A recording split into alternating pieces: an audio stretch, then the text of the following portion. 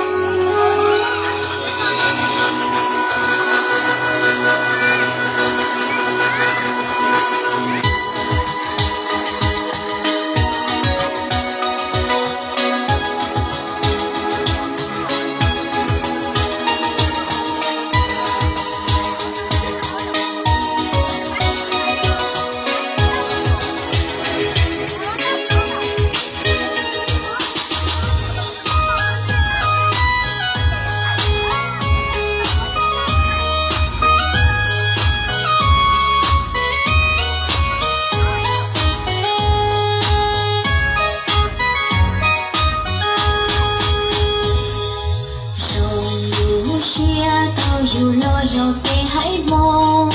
มวนเราอยาวรงย้อนเราไปมองรอเลยเตชองอย่าไปมองชอเดาชอชีเตาเชยอไปมองลิสุที่เกใจดักหัว